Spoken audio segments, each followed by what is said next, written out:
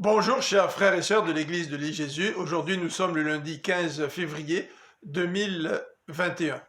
Dans le cadre de notre lecture biblique communautaire, samedi dernier, nous devions lire le passage de Jean 3 à partir du verset 22 jusqu'à la fin du chapitre. C'est ce texte qui va être l'objet de notre méditation dans cette capsule aujourd'hui. La table est mise.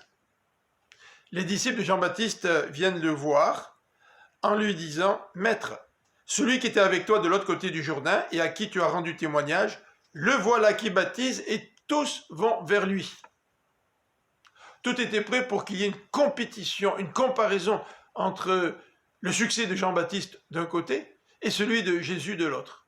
Mais Jean résiste à la tentation de se comparer.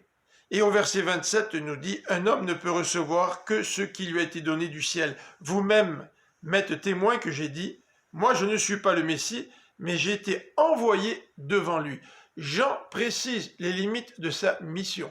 Il n'est pas là pour accomplir la mission de Jésus. Combien c'est facile pour nous de nous comparer les uns aux autres.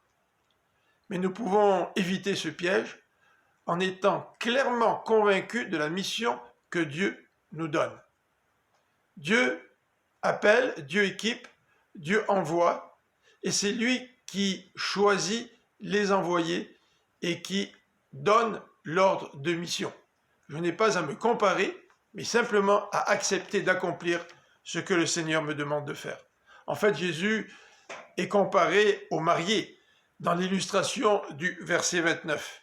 Et le marié a un ami, et l'ami du marié se réjouit avec le marié.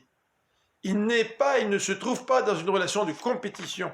Et il en est de même pour Jean-Baptiste qui se réjouit du ministère de Jésus. Jean-Baptiste n'a pas un complexe d'infériorité quand il dit au verset 30, il faut qu'il grandisse, Jésus, et que moi, je diminue. Jean-Baptiste nous présente Jésus. Il est lui-même seulement le précurseur, nous dit-il dans les versets 31 à 35. Jésus vient du ciel. Il est le témoin de Dieu par l'Esprit Saint. Il est le Fils de Dieu. Et Jean-Baptiste termine en faisant un appel à placer sa confiance en Jésus pour la vie éternelle et pour échapper à la colère de Dieu. Quel exemple!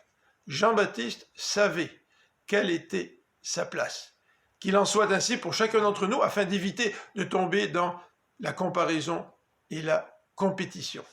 Que le Seigneur vous bénisse. Bonne journée.